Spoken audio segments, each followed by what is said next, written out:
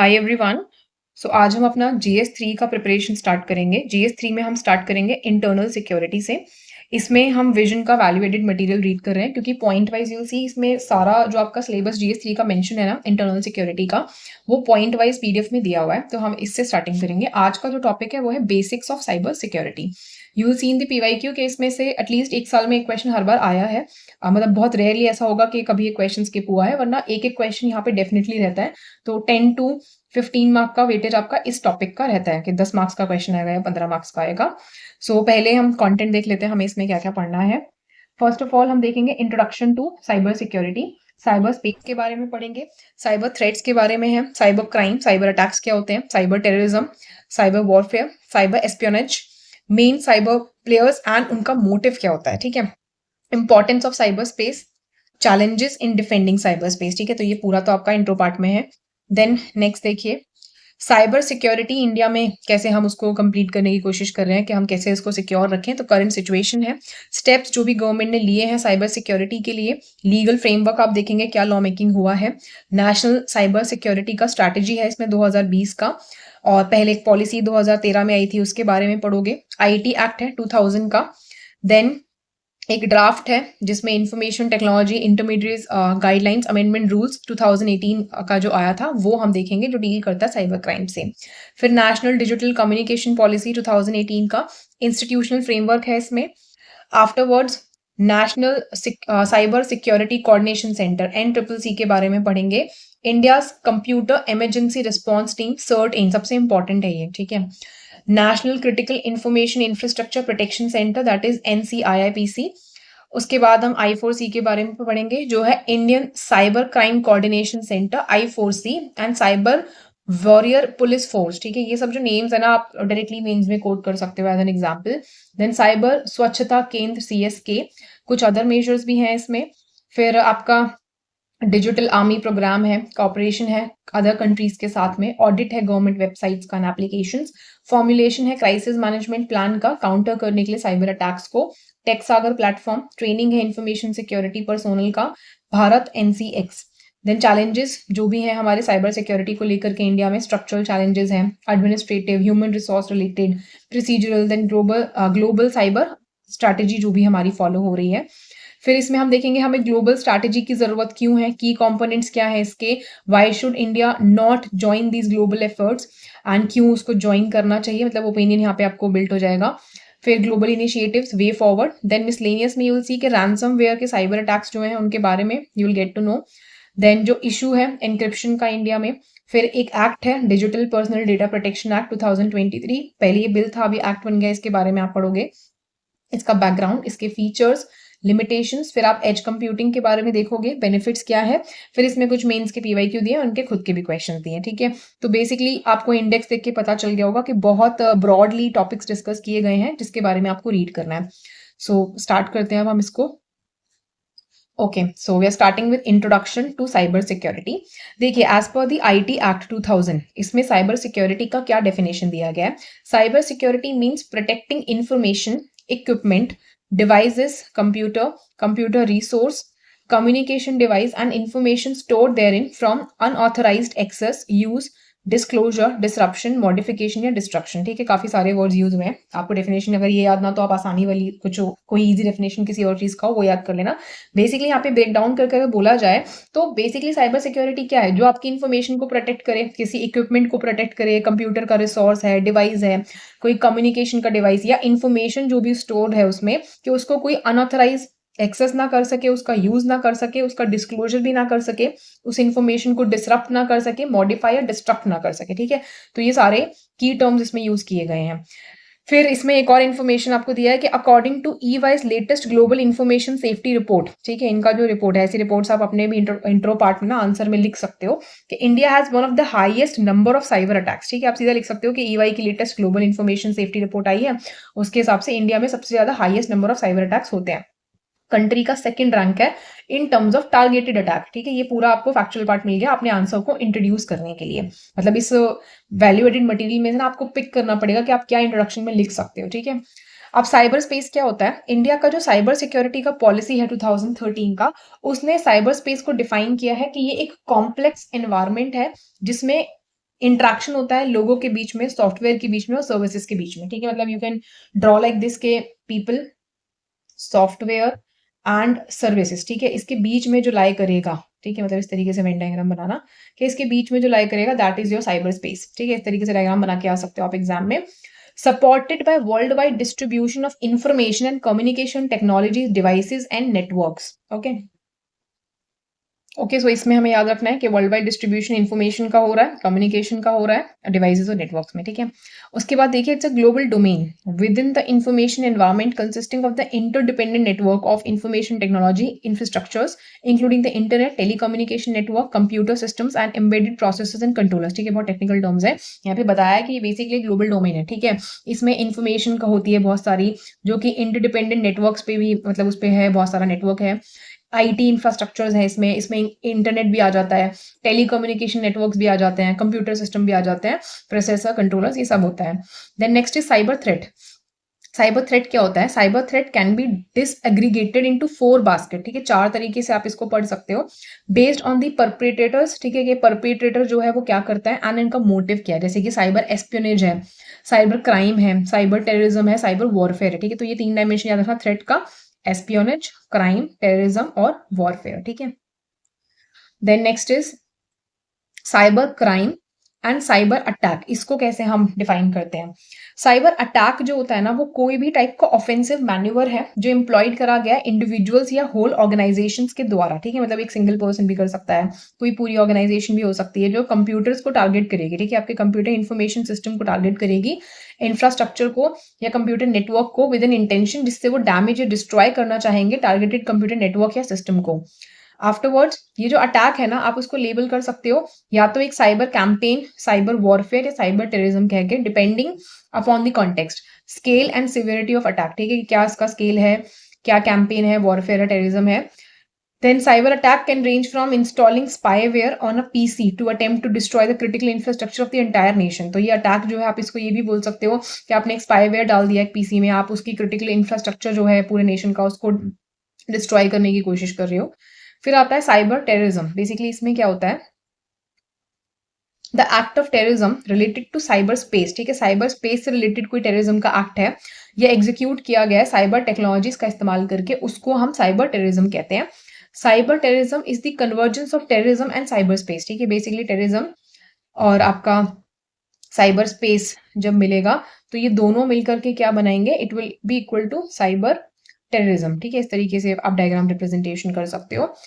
Then it means unlawful attacks and threats of attack against computers, networks and information जो store करी गई है intimidate करने के लिए या कोइस करने के लिए गवर्नमेंट को या उसके पीपल को, टू फर्दर पॉलिटिकल और सोशल ऑब्जेक्टिव, ठीक है। आप किसके पीछे कोई भी पॉलिटिकल ऑब्जेक्टिव, सोशल ऑब्जेक्टिव हो सकता है, तो अनलॉफुली जब आप अटैक कर रहे हो, ठीक है, कंप्यूटर या नेटवर्क को या इन्फॉर्मेशन को, और आप गवर्नमेंट या लोगों को इंटिमिडेट करने की कोशिश करते हो, तो वो साइबर टेररिज्म कहलाता है।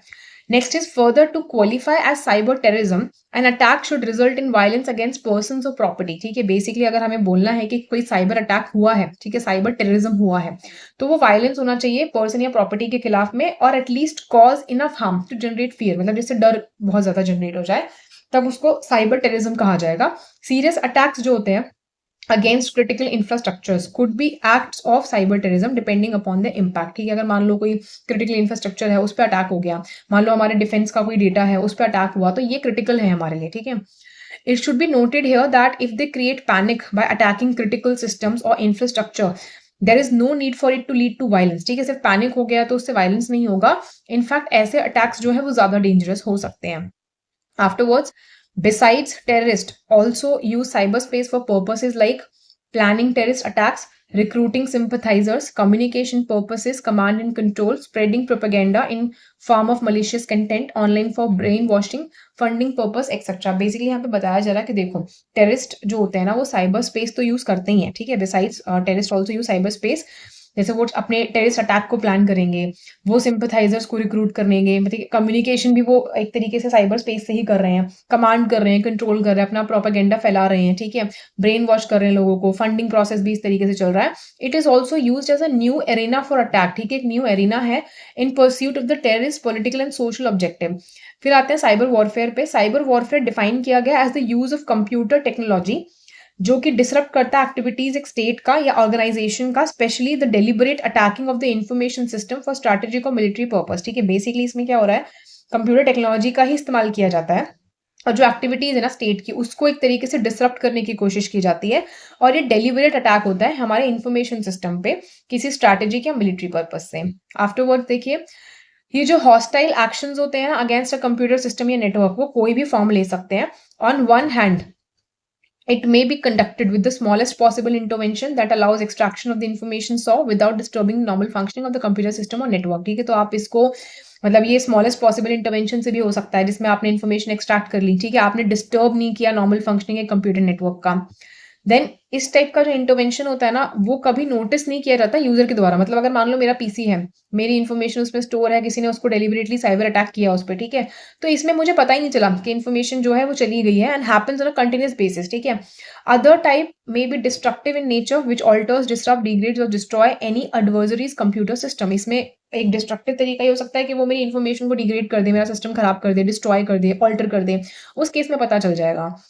देन साइबर एस्पियोनेज क्या होता है, यहाँ पे साइबर एस्पियोनेज को डिफाइन किया गया है कि यूज होता है कंप्यूटर नेटवर्क का to gain illicit access to confidential information. मतलब मान लो आपके पीसी में कोई ऐसी इन्फॉर्मेशन है जो बहुत कॉन्फिडेंशियल है, उसको बेसिकली एक तरीके से गेन कर लिया किसी ने, ठीक है, typically that held by a government और अदर ऑर्गेनाइजेशन। मान लो हमारे कोई गवर्नमेंट का मिनिस्ट्री ऑफ होम अफेयर्स का डेटा है, कोई डिफेंस का डेटा है या कुछ और है, उसको इन्होंने एक तरीके से गेन कर लिया, इलिसिट एक्सेस ले लिया, तो वो साइबर एस्पियोनेज होता है। It is generally associated with intelligence gathering. ठीक है, इंटेलिजेंस गैदरिंग से जरूरी मतलब जुड़ा हुआ होता है ये। Data theft and more recently एक एनालिसिस हुआ है पब्लिक एक्टिविटी का, ठीक है, analysis of public activity in social media, social networking. Basically आप देखते हो तो सोशल नेटवर्किंग पे आप पब्लिक एक्टिविटी को नोटिस करने की कोशिश करते हो, ठीक है, जैसे कि फेसबुक, ट्विटर। देन ये जो एक्टिविटीज है वो क्रिमिनल्स यूज कर सकते हैं, ठीक है। These activities could be by criminals, terrorists or nation as part of normal information gathering और security monitoring। ठीक है, तो ये जो एक्टिविटीज हैं वो क्रिमिनल, टेररिस्ट, नेशन कोई भी कर सकता है। एग्जाम्पल दिया साइबर एस्पियोनेज का, 2014 में हैकिंग हुआ था एक मेजर यूएस कंपनी का ट्रेड सीक्रेट्स को स्टील करने के लिए by Chinese officials. Then Titan Rain, Moonlight Maze, NSA surveillance programme as revealed by Edward Snowden in USA. ठीक है, तो ये सारे एग्जांपल्स याद कर लेना, ये आप लिख सकते हो जब आपको उसका एक डेफिनेशन के साथ सपोर्टिंग एग्जांपल चाहिए होगा। फिर मेन कुछ साइबर प्लेयर्स होते हैं और उनके मोटिव होते हैं, उसके बारे में यहाँ पे बताया गया है।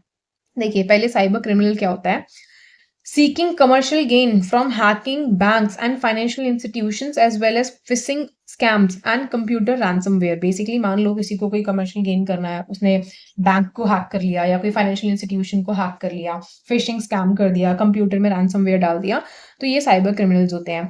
देन फिशिंग जो होता है एक ब्रॉड टर्म है साइबर अटैक के लिए। इसमें बेसिकली क्या होता है, सोशल इंजीनियरिंग का इस्तेमाल किया जाता है to trick victims into paying money, handing over sensitive information और डाउनलोडिंग मालवेयर। ठीक है, बेसिकली आपको ट्रिक कर दिया जाएगा कि आप अपनी इन्फॉर्मेशन जो है शेयर कर दोगे या आप मनी पे कर दोगे या आप कोई मॉलवेयर आ जाएगा आपके फोन में कोई लिंक वगैरह से, आप उसको डाउनलोड कर लोगे।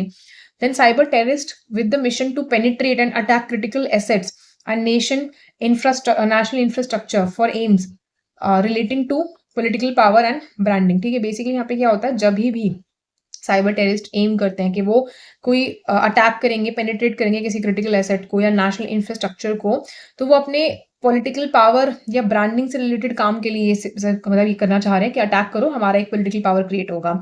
साइबर एस्पिनेज क्या होता है, using stealthily IT malware to penetrate both corporate and military data servers in order to obtain plans and intelligence. Basically यहाँ पे क्या हो रहा है, ये बहुत ही एक आईटी मॉलवेयर का इस्तेमाल करेंगे जिससे वो डेटा सर्विस वगैरह को पेनिट्रेट करेंगे, आपका प्लान और इंटेलिजेंस जो है उसको गैदर आपका कर लेंगे, वहां से इनको आपकी इंटेलिजेंस गैदरिंग हो जाती है। देन साइबर हैक्टिविस्ट क्या होता है, ग्रुप्स जैसे कि अनोनिमस विद पॉलिटिकल एजेंडास। ठीक है, कोई ग्रुप है जो अपना एक एजेंडा लेकर के चल रहा है, वो किसी साइट को हैक कर ले या सर्वर्स को हैक कर ले to virally communicate the message for specific campaign. ठीक है, कि वो एक कैंपेन जो है वायरल कर दे वहां से। अब यहाँ पे आपको इसमें डिफरेंट डिफरेंट वेज दिखाए हैं, देखो कि किस किस तरीके से साइबर वॉरफेयर होता है। यह है vishing phishing attack performed over the phone और VoIP। ठीक है, फोन पे जब फिशिंग होती है तो उसको कहते हैं हम VoIP विशिंग। ठीक है, देन स्मिसिंग, इसमें क्या होता है, attacks using text messaging to mislead और डिसीव विक्टिम। ने देखा आपका मतलब एसएमएस आता होगा कि इतने लाख की लॉटरी लगी, ये हो गया वो गया, इस पे लिंक पे क्लिक करो, केबीसी के बहुत स्कैम्स हुए थे, या बैंक का कोई ऐसा मतलब फेक वो मैसेज भेजते हैं, तो वो स्मिशिंग होता है, ठीक है। फिर बल्क फिशिंग में क्या होता है, एक large number of untargeted phishing emails आपको भेजे जाते हैं। वेलिंग में phishing attacks targeted by companies executive, ठीक है। मतलब आप टारगेट करते हैं कंपनी के एग्जीक्यूटिव को, तो वो वेलिंग होता है। फिर स्पीयर फिशिंग में क्या होता है, टारगेटिंग अ स्पेसिफिक इंडिविजुअल और बिजनेस विद फिशिंग ईमेल। मतलब आपको पता है कि एक इंसान है जिसको आप टारगेट कर रहे हो, कि बिजनेस है इसको आप टारगेट कर रहे हो, तो वो स्पेयर फिशिंग होती है। फिर नेक्स्ट देखिए इंपॉर्टेंस क्या है साइबर स्पेस का। ओके, अब देखिए इंपॉर्टेंस क्या है साइबर स्पेस का। साइबर सिक्योरिटी जो है ना, वो अज्यूम कर चुका है strategic and critical importance because of the following reasons. अब यहाँ पे क्या मतलब ऐसा जरूरत है कि ये बहुत इंपॉर्टेंट हो गया है। पहली चीज, साइबर स्पेस जो है ना, वो एक की कंपोनेंट बन गया है in the formulation and execution of public policy. Basically आप देखते हो हम हर चीज अब डिजिटली ही कर रहे हैं, तो हमारी कोई फॉर्मुलेट करना है पॉलिसी को, उसको एग्जीक्यूट करना है, तो उसमें साइबर स्पेस बहुत इंपॉर्टेंट कंपोनेंट है। जैसे कि we are moving towards digital India, payment infrastructure etcetera, ठीक है। फिर then it is use by the government to process and store sensitive and critical data. हमारा जितना भी सेंसिटिव डेटा है, क्रिटिकल डेटा है, वो हम स्टोर करने के लिए यूज करते हैं। Which if compromise can have devastating impact, कि अगर आपका डेटा रिवील हो जाए तो उसका इम्पैक्ट बहुत ज्यादा होगा। सक्सेसफुल इंप्लीमेंटेशन आधार का हाईलाइट करता है इंपॉर्टेंट साइबर स्पेस का पब्लिक सर्विस डिलीवरी मैकेनिज्म में, ठीक है, कि बहुत ही इंपॉर्टेंस है हमारा साइबर स्पेस का यहाँ पे। Then taking down cyber space will result in disruption of many critical public services. तो अगर हम साइबर स्पेस को नहीं यूज करेंगे तो उससे बहुत सारी आपकी पॉलिसीज हैं, पब्लिक सर्विसेज हैं, जो डिस्टर्ब हो जाएंगी, जैसे कि railways, defence systems, communication system, banking and other financial system etcetera. Then बहुत सारे स्टेट्स हैं जो डेवलप कर रहे हैं capabilities area of cyber attacks में, जो अल्टर कर सकते हैं outcome in the battle field. Individuals जो हैं वो यूज कर रहे हैं इंटरनेट बेस्ड सर्विसेज को एक ग्रोइंग पेस पे, जिससे वो और वल्नरेबल हो जाते हैं साइबर क्राइम्स के लिए। हम सब देखते हैं ना कि नॉर्मली हम एक दिन में कितना ही चीज़ों को ऑनलाइन यूज करते हैं ना, तो इसलिए हमारे लिए इंपॉर्टेंट है कि वो सेफ भी होना चाहिए।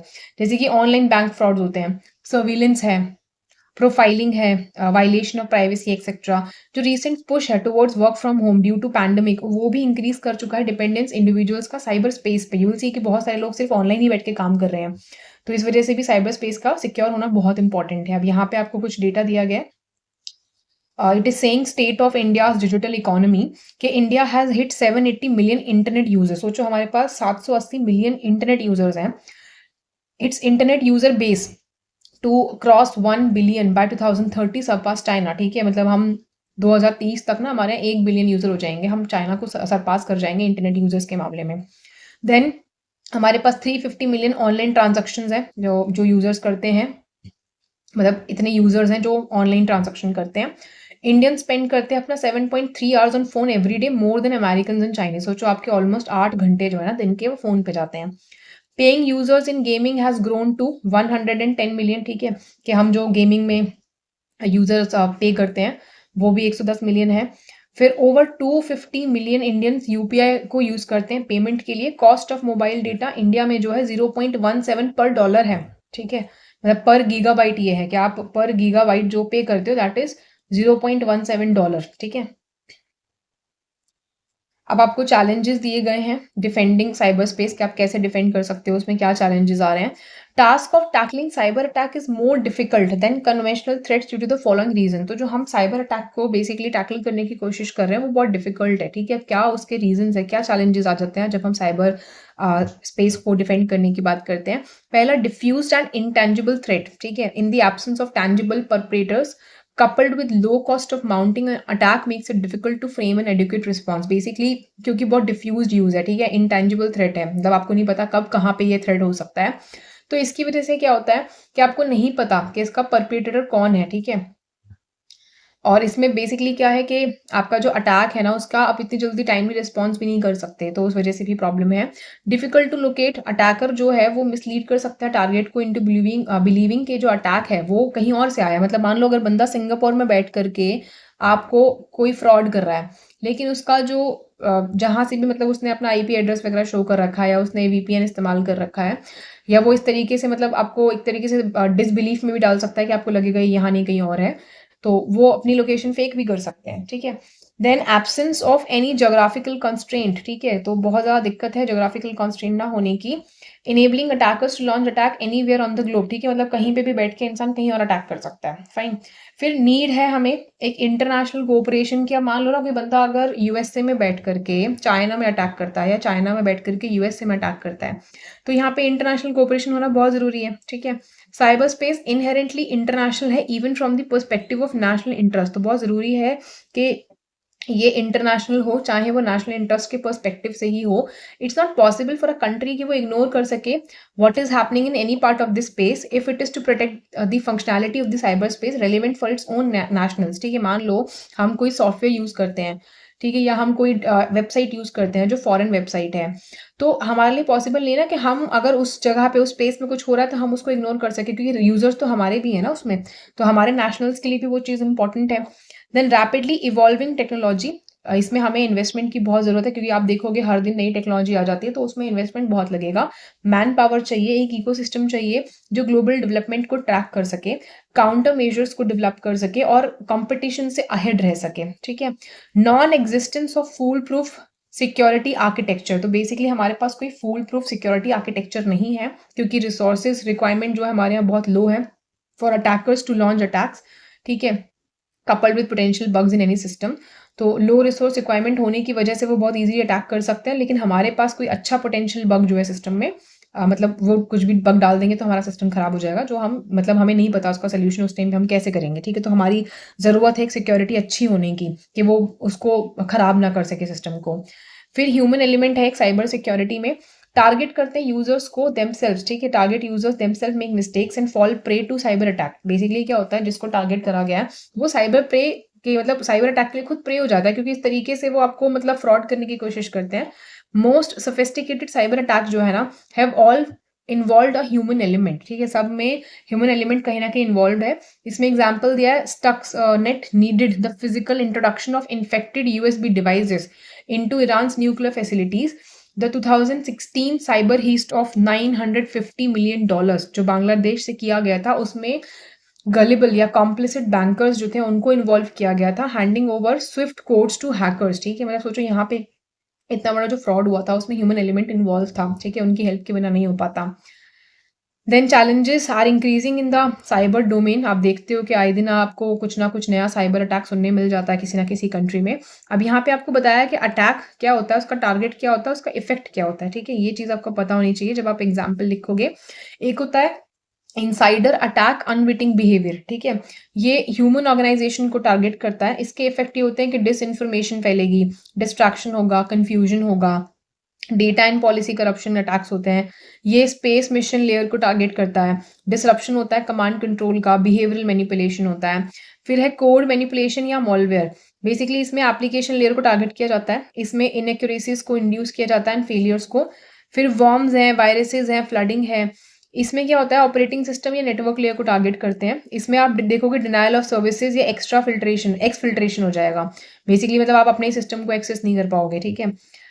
फिर लाइफ साइकिल इम्प्लांट होते हैं, बैकडोर के हार्डवेयर सिस्टम या लेयर जो होता है उसको ये बेसिकली टारगेट करता है। ये मैल फंक्शन को ट्रिगर करेगा, परफॉर्मेंस लॉस हो जाएगा। देन फिजिकल डिस्ट्रक्शन या ईव्स ड्रॉपिंग होता है, मटेरियल्स डिवाइसेस, ठीक है, या कम्युनिकेशन लिंक्स को डिस्ट्रप्ट करेगा, लॉस ऑफ कम्युनिकेशन हो जाता है इसमें, ठीक है। ये सब एग्जाम्पल थोड़े थोड़े याद करने की कोशिश करना, सब में से दो दो भी याद कर लोगे तो भी बहुत है, इतना सारा टेक्निकल तो नहीं याद कर सकते हो। यहाँ पे टारगेट के बारे में और इफेक्ट के बारे में इन्होंने कुछ बताया है। Net centricity and inter operability increase करता है रिस्क साइबर अटैक का, ठीक है, मतलब अगर आपने इंटर ऑपरेबिलिटी कर रखी तो आपका साइबर अटैक का एक तरीके से थ्रेट बढ़ जाएगा। सॉफ्टवेयर जो होता है मोस्ट एपरेंट टारगेट होता है साइबर अटैक का, स्पेशली जब आप प्ले करोगे उसको एक लैक ऑफ क्वालिटी या क्वेश्चनेबल पेडिग्री से, अनकंट्रोल एक्सेस मिल जाएगा डेवलपमेंट एनवायरमेंट्स को। देन मिटिगेशन एक चैलेंज है यहाँ पे, ये रिक्वायर करता है कि आपका डेवलपमेंट जो है एनवायरमेंट एक्सेस कंट्रोल हो, मतलब आप बनाओ एक एनवायरमेंट एक्सेस कंट्रोल को। आर्किटेक्चरल कंसिडरेशंस होनी चाहिए कि जब आप बना रहे हो तो आपको उसको ध्यान से देखना है कि उसमें कुछ थ्रेट तो नहीं रह गया, कुछ सेफ्टी का हमने बनाया है या नहीं। Technology and tools, informed operator responsiveness, ठीक है, ये बहुत इंपॉर्टेंट है कि आपका ऑपरेटर रिस्पॉन्स करे जब कोई थ्रेट रिसीव हो। देन नेक्स्ट देखिए साइबर सिक्योरिटी इन इंडिया, तो ये कैसे काम करता है, यहाँ पे हम इंडिया में कैसे साइबर सिक्योरिटी रख रहे हैं। पहले मैं आपको दिखाती हूँ, यहाँ पे एक ग्राफ दिया है इन्होंने। इंडियन जो यूजर्स हैं, जो इंटरनेट यूज करते हैं, वो कौन कौन है, कितने लोग हैं मतलब इंटरनेट यूजर्स। ये ऑल इंडिया का डेटा है जो ब्लू से है, ये ऑल इंडिया अर्बन है, और ये जो लाइट ब्लू से ये रूरल इंडिया का डेटा है। अब देखो 2019 में इट वाज 41%, ठीक है, 574 मिलियन था। अभी इंक्रीज करते करते 55% है, 821 मिलियन है। ये ऑल है, ठीक है। अब आप रूरल और इंडिया का अर्बन का देखो, अर्बन में 309 मिलियन था और अभी 378 मिलियन है, ठीक है। रूरल में ज्यादा बढ़ गया, देखो 264 था और अभी कितना है, 442 मिलियन है, ठीक है। इंक्रीमेंट आप देखोगे कि रूरल का शुरू में कम था, अभी इंक्रीज होते होते क्या है, रूरल का ज्यादा है, और ओवरऑल भी 55% है, ठीक है। मतलब आप एक ग्राफ तो नहीं, आप एक मेजर डेटा बस याद रखना कि रूरल और अर्बन में से रूरल में ज्यादा है और ऑल ओवर इंडिया में 55% है, ठीक है। डेटा कोड करने में काम आएगा। अब देखिए साइबर सिक्योरिटी इन इंडिया के बारे में क्या दिया है इन्होंने।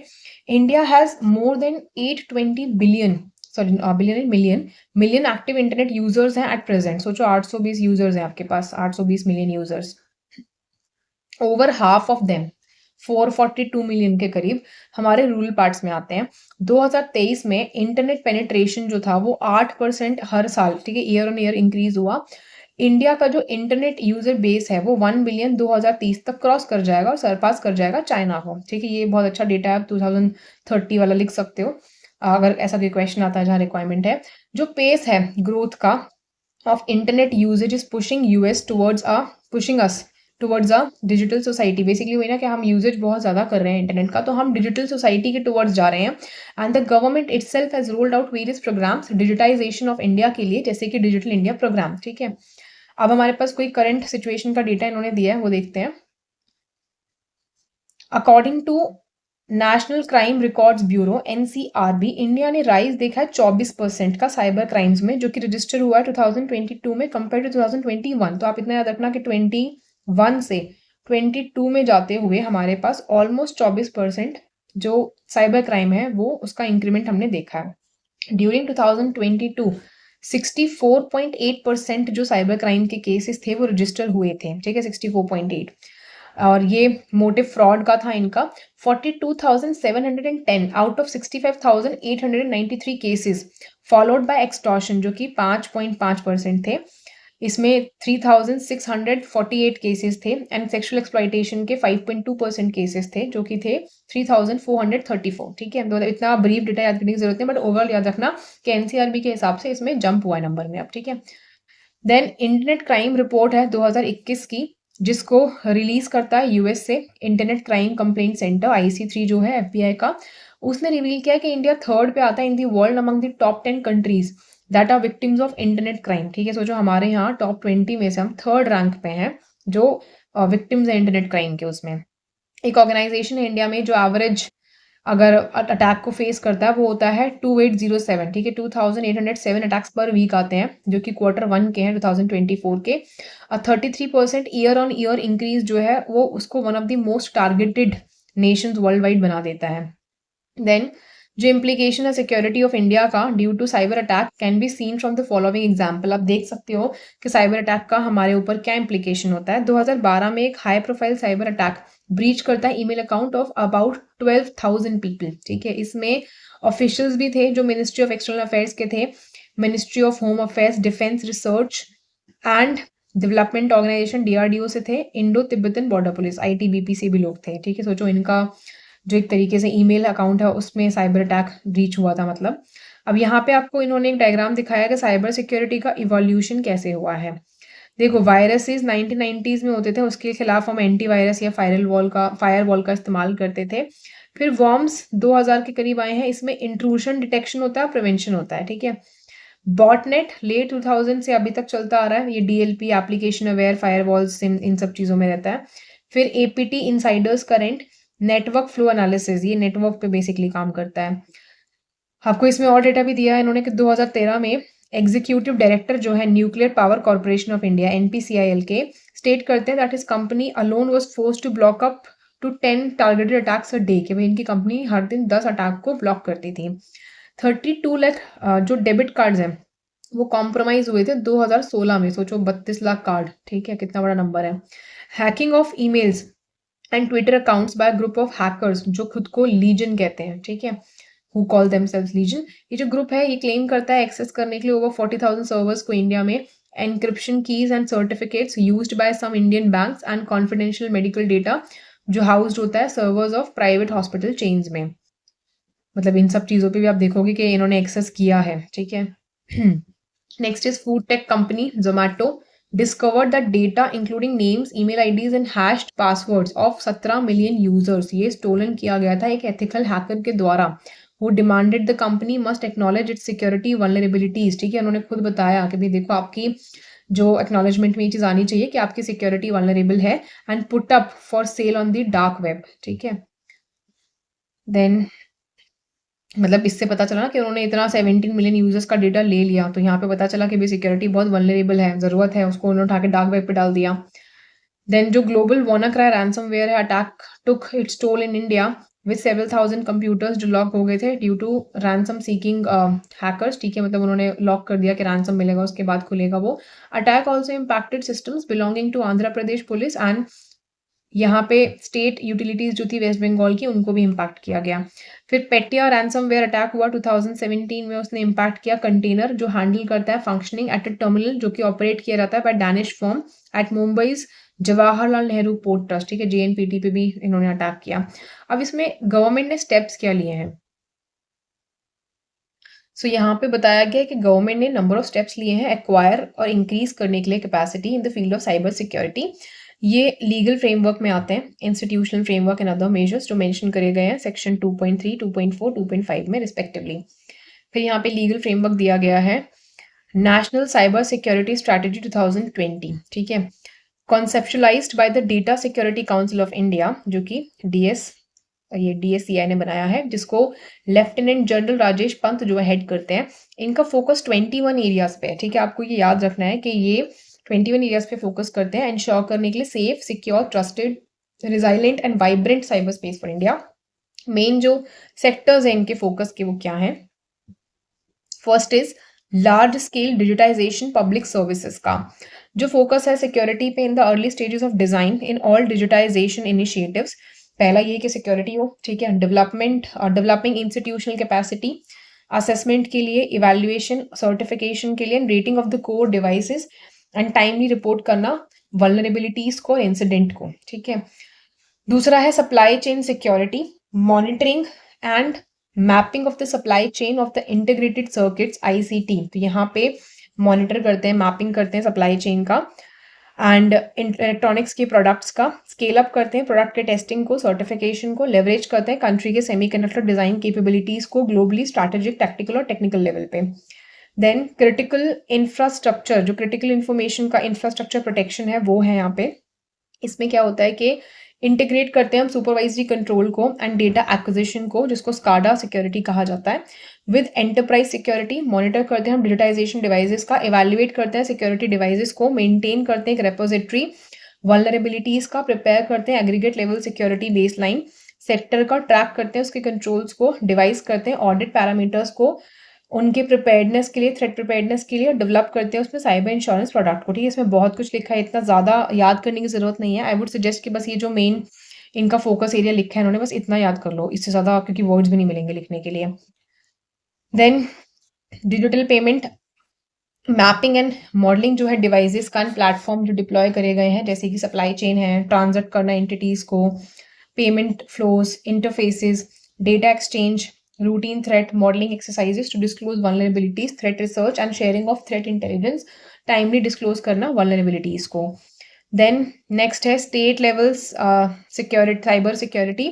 एक स्टेट लेवल की साइबर सिक्योरिटी पॉलिसी होनी चाहिए, एलोकेशन होना चाहिए उसमें डेडिकेटेड फंड्स का, क्रिटिकल स्क्रूटनी, डिजिटाइजेशन प्लान्स की, गाइडलाइंस सिक्योरिटी आर्किटेक्चर के लिए, operations and governance. Then next is security of small and medium businesses, ये होना चाहिए। पॉलिसी इंटरवेंशन साइबर सिक्योरिटी में, granting incentives for higher level of cyber security, preparedness, developing security standards, frameworks and architecture, adoption of internet of things के लिए and industrialisation के लिए। Next यहाँ पे इन्होंने 2013 का पॉलिसी भी बताया है तो ये अब पुराना हो गया, बट आपको पता होना चाहिए इसके बारे में। It was brought in the backdrop of revelations जब एडवर्ड स्नोडेन ने रिवील किया था of the massive NSA surveillance programme. ठीक है, इसमें कुछ की प्रोविजंस हैं जो कि इंक्लूड करते हैं कि एक सेटअप करो 24/7 national critical information infrastructure protection centre को। ठीक है, NCIIPC ये सजेस्ट किया गया था कि ये प्रोटेक्ट करेगा critical infrastructure of the country को। एक टास्क फोर्स बनाओ जिसमें कम से कम 5 लाख साइबर सिक्योरिटी प्रोफेशनल्स हो नेक्स्ट 5 ईयर्स में। फिर प्रोवाइड करता है फिजिकल स्कीम्स और बेनिफिट्स को to businesses adoption of standard security practices के लिए। देन नेक्स्ट है डेजिग्नेट करता है सर्ट इन को as the national nodal agency to coordinate cyber security related matters and have the local state cert bodies to coordinate at the respective levels. Then next है use of open standards cyber security के लिए develop करना dynamic legal framework address करने के लिए cyber security के challenges को। फिर नेक्स्ट है इसमें आप एनकरेज करोगे यूज वाइडर यूज पब्लिक की इंफ्रास्ट्रक्चर का गवर्नमेंट सर्विसेज के लिए। इंगेज करना इंफॉर्मेशन सिक्योरिटी प्रोफेशनल्स का या ऑर्गेनाइजेशंस का, ताकि वो असिस्ट करें ई गवर्नेंस के इनिशिएटिव्स में। स्टैब्लिश करें सेंटर्स ऑफ एक्सीलेंस को। साइबर सिक्योरिटी का कॉन्सेप्ट लैब्स बनाया जाए अवेयरनेस और स्किल डेवलपमेंट के लिए through PPP, a common theme across all initiatives जो कि मेंशन्ड है इस पॉलिसी में। फिर कुछ की कंसर्न्स दिए गए हैं कि जो नेशनल साइबर सिक्योरिटी पॉलिसी है 2013 का, वो मेनली कवर करता है डिफेंसिव एंड रिस्पॉन्सिव मेजर्स को। एंड उसमें कोई मेंशन ना डेवलप करने का नहीं है कि आपको एक ऑफेंसिव कैपेसिटी डेवलप करनी है। साइबर सिक्योरिटी की जो पॉलिसी है सफर करती है लैक ऑफ प्रॉपर इम्प्लीमेंटेशन से विद रिस्पेक्ट टू प्रोविजंस जैसे कि recruitment of 5 lakh professionals etcetera, कि ऐसा कुछ अभी नहीं किया गया है। ये इनएडुकेटेड है to balance cyber security needs with the need to protect civil liberties of Indians including privacy rights. ठीक है, तो यहाँ पे ये बहुत ही इनएडुकेट सी चीज़ है कि हम साइबर सिक्योरिटी की नीड्स को बैलेंस नहीं कर पा रहे हैं। ज़रूरत है सिविल लिबर्टीज़ को प्रोटेक्ट करने के लिए, इसमें हमारे प्राइवेसी राइट्स भी आते हैं। फिर IT एक्ट दिया गया आपको 2000 का। इसमें क्या था, IT एक्ट 2000 रेगुलेट करता है यूज कंप्यूटर सिस्टम्स का एंड कंप्यूटर नेटवर्क्स का उनके डेटा पे। एक्ट ना स्टैट्यूटरी रिकॉग्निशन देता है to electronic contracts and deals with electronic authentication and digital signature, cyber crimes, liability of network service providers, etc. तो यहाँ पे बेसिकली स्टैट्यूटरी रिकॉग्निशन मिला हुआ है इलेक्ट्रॉनिक कॉन्टैक्ट्स और डील्स को। ठीक है, कि अगर आपने कोई इलेक्ट्रॉनिक ऑथेंटिकेशन किया है, कोई डिजिटल सिग्नेचर है, साइबर क्राइम है, कोई लाइबिलिटी है किसी सर्विस प्रोवाइडर की, तो वो सब इसमें आता है। फिर इस एक्ट में ना कुछ चीज़ों को लिस्ट डाउन किया गया अमंग अदर थिंग्स जो कि एक ऑफेंस मानी जाती है, following as an offence. Hack करना कंप्यूटर सिस्टम को, act of cyber terrorism that is access करना प्रोटेक्टेड सिस्टम को with the intention of threatening the unity, integrity, sovereignty या security of the country. Cheat करना using computer resources, tamper करना computer source document के साथ में। Then next is इसका कुछ लिमिटेशन दिया हुआ है। जो इशू है relating to confidential information and data of corporates या उनका एडुकेट प्रोटेक्शन, वो एडुकेटली एड्रेस नहीं किया गया है। मैक्सिमम जो डैमेज होता है बाय वे ऑफ कॉम्पनसेशन जो स्टिपुलेट किया जाता है साइबर लॉ के द्वारा, साइबर लॉ अमेंडमेंट के द्वारा, वो 5 करोड़ है। ठीक है, तो इसमें याद रखना मैक्सिमम डैमेज कॉम्पनसेशन 5 करोड़ दिया गया है। ये स्मॉल फिगर है, हार्डली कोई इफेक्टिव रिलीफ देगा कॉर्पोरेट्स को, क्योंकि वही ना इतना बड़ा बड़ा डेटा जो उनका यहाँ पे थेफ्ट हो रहा है, उनके साथ साइबर क्राइम हो रहा है, वो बहुत बड़े अमाउंट पे होता है। इशू पर्टेनिंग टू स्पैम, ये डील नहीं करा गया है एक कॉम्प्रिहेंसिव मैनर में। इनफैक्ट यहाँ पे जो वर्ड स्पैम है वो मेंशन भी नहीं किया गया है कहीं पे भी IT अमेंडमेंट के एक्ट में। It is pertinent to note कि जो कंट्रीज हैं जैसे कि USA, ऑस्ट्रेलिया, न्यूजीलैंड, इन्होंने डेमोन्स्ट्रेट किया है अपना इंटेंशन कि वो फाइट करना चाहते हैं against spam by coming across with dedicated anti spam legislations. This make India a haven as for spams it does not address jurisdictional issues. ठीक है, यहाँ पे बेसिकली क्या है, इंडिया में हम इन इश्यूज को एड्रेस नहीं करते हैं। न्यूमरस एक्टिविटीज जो इंटरनेट पे होती हैं डिफरेंट जुरिसडिक्शंस में होती हैं, and that there is a need कि हम इनेबल करें इंडियन अथॉरिटीज़ को कि वो अज्यूम कर सकते हैं, इनेबल करना jurisdiction over data and information जो इम्पैक्ट करता है इंडिया को in a more comprehensive way than in the manner और sketchily provided under the current law. ठीक है, एज स्केचली जो हमारे करंट लॉ में दिया गया है। फिर यहाँ पे आपको इन्होंने कुछ ऑफेंसेस और उसके सेक्शंस बताए हैं कि sending offensive messages including attachment या थ्रू कम्युनिकेशन सर्विसेज 66A का सबसेक्शन है। डिसऑनेस्टली रिसीव करना स्टोलन कंप्यूटर रिसोर्स को या communication device 66B। Identity theft 66C। Cheating by personating 66D। Violation of privacy 66E में आता है। सारे सेक्शन याद करने की जरूरत नहीं, बस आपको एक मेजर तरीके से पता होना चाहिए कि हाँ, ये सब चीज़ें इस एक्ट में मेंशन्ड है। साइबर टेररिज्म 66F में दिया है कि ये डिफाइन किया गया है कि डिनायल सर्विस का करेगा, इल्लीगल एक्सेस होगा, एक वायरस इंट्रोड्यूस किया जा सकता है आपके क्रिटिकल इन्फॉर्मेशन इंफ्रास्ट्रक्चर में of the country defined under section 70 with the intent कि वो थ्रेटन करेगा unity, integrity, security, sovereignty of India, या स्ट्राइक करेगा टेरर इन द पीपल और एनी सेक्शन ऑफ पीपल, या जो गेन करेगा इलीगल एक्सेस डेटा या डेटाबेस के लिए जो कि रेस्ट्रिक्टेड है for reasons of the security of state or friendly relations with the foreign states. Then next is publishing or transmitting of material containing sexually explicit act in electronic form. तो ये 67A में आता है. Publishing or transmitting of material depicting children in sexually explicit act, ये 67B में आता है. Preservation and retention of information by intermediaries as may be specified for such duration and in such manner and format as a central government में prescribed, 67C में आता है. Next देखिए अब इसमें इसके बाद ड्राफ्ट है, ये ड्राफ्ट हम नेक्स्ट क्लास में करेंगे वरना वीडियो बहुत लेंदी हो जाएगा। यहाँ से मैं नेक्स्ट सेशन में कंप्लीट कराऊंगी आपको। Thanks for watching.